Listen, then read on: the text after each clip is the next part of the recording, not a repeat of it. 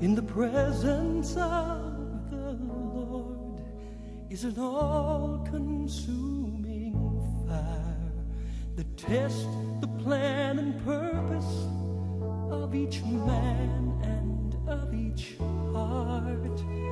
Many who are wise, when they come before His eyes, are cast upon the rocks of ruined men. So burn me with your love, burn me with your love. Take away the wood and treasures I've gathered from the world. Burn me with your love, Lord, burn me with your love, that I might stand before you as your son.